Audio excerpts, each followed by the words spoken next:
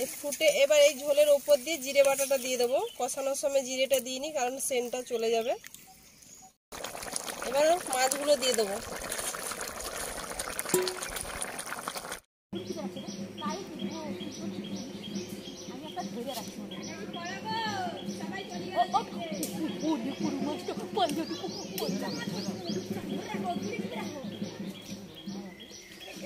না মানে এমন আরে বড় মাছ বড় চিনি পমড়ে দিলে চিনি দেখা যাচ্ছে ও তার দিকে উঠাই বসে আছে। আচ্ছা তাহলে চিনি তাহলে আস্তে আস্তে যাও। লে ওটা ঠিক আছে না, সামনে ওরা কষ্ট করতে হবে। তাহলে তো উঠালো চালো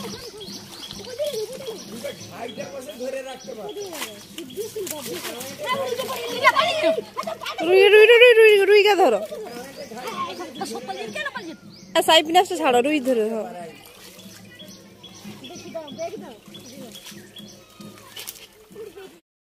নমস্কার বন্ধুরা, টুনা কিচেন উইথ ব্লগে সবাইকে জানাই অনেক স্বাগত, অনেক ভালোবাসা। আজকে ওই যে পুকুর থেকে মাছ ধরে নিয়ে চলে এলাম। আজকে সুন্দর একটা রেসিপি শেয়ার করব। প্রথম থেকে লাস্ট অব্দি ভিডিওটা দেখতে থাকো, আশা করি খুব খুব ভালো লাগবে। এই যে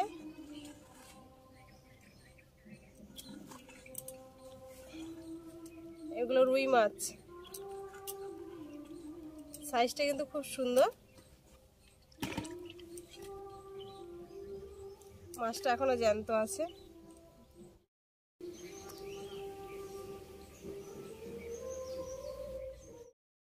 তো মাছগুলো আগে কেটে নেব।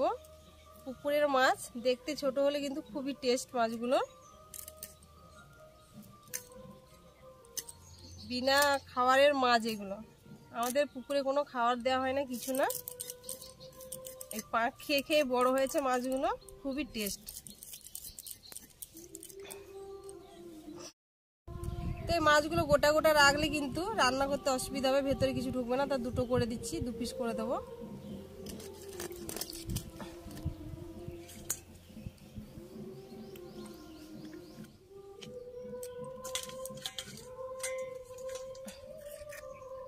এই বড় মাছটা এবার কেটে নিচ্ছি। এটা হচ্ছে সিলভার কাপ মাছ।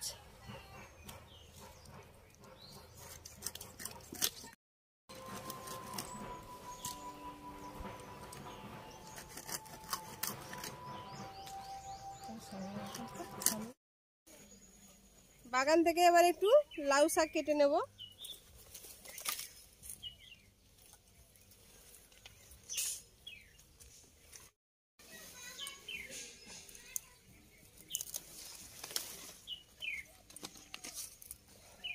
এই লাউ ডোকাটা হলে আমাদের হয়ে যাবে একদম ছনছনে কচি নরম। তো মাছটা কেটে ধুয়ে রেখে দিয়েছিলাম পরিষ্কার করে, এবার লবণটা মাখিয়ে দিচ্ছি।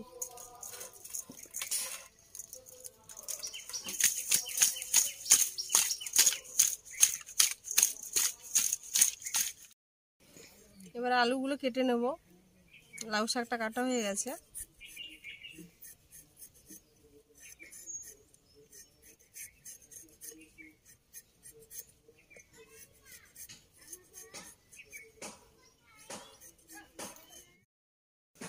তো লাউ শাকটা কেটে নিয়েছি, এবার পরিষ্কার করে ধুয়ে নেব।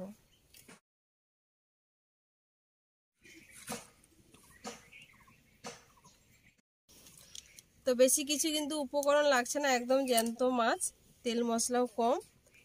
তো এই দেখো, এবার মাছটা লবণ মাখিয়ে রেখেছিলাম, এবার আস্তে জলটা বেরিয়ে গেছে। এবার হলুদ মাখিয়ে দেবো। কড়াইয়ে তেল দিয়ে দিচ্ছি, এবার মাছগুলো ভেজে নেব।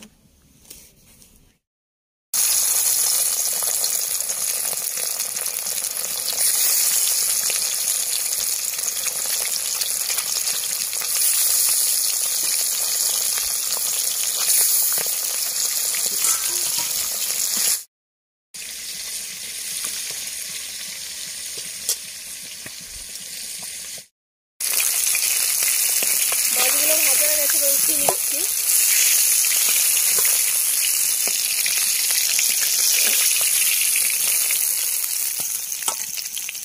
বাকি মাছগুলো ভেজে নেব।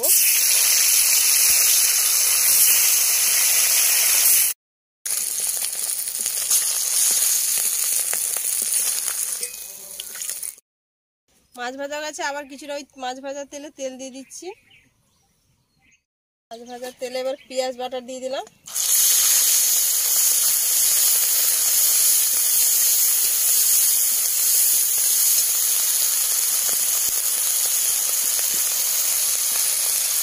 লবণ দিয়ে দিলাম। একদম পেঁয়াজটা ভাজা হয়ে গেছে, এবার হলুদ দিয়ে দিচ্ছি।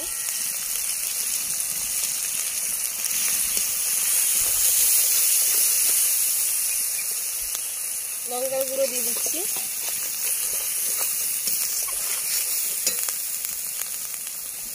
এবার কেটে ধুয়ে রাখা সবজিগুলো দিয়ে দিলাম।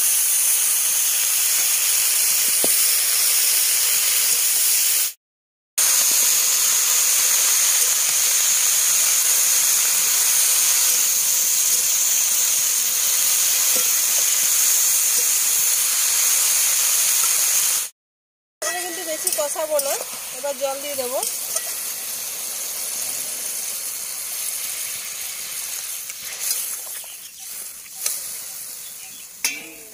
ফুটে এবার এই ঝোলের উপর দিয়ে জিরে বাটাটা দিয়ে দেবো। কষানোর সময় জিরেটা দিইনি, কারণ সেন্টটা চলে যাবে। উপর দিয়ে জিরে বাটাটা দিয়ে দিলাম। এবার মাছগুলো দিয়ে দেবো।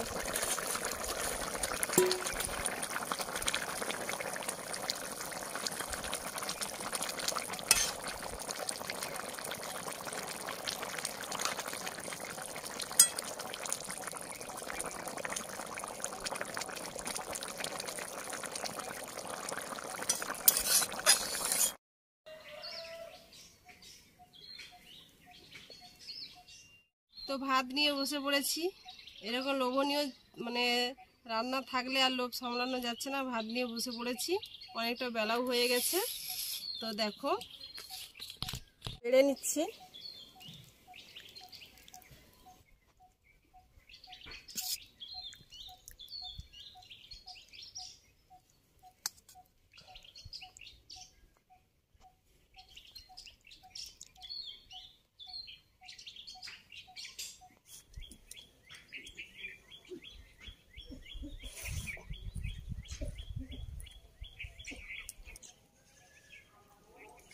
লাউ শাক মাছ দিয়ে পাতলা ঝোল দারুণ হয়েছে।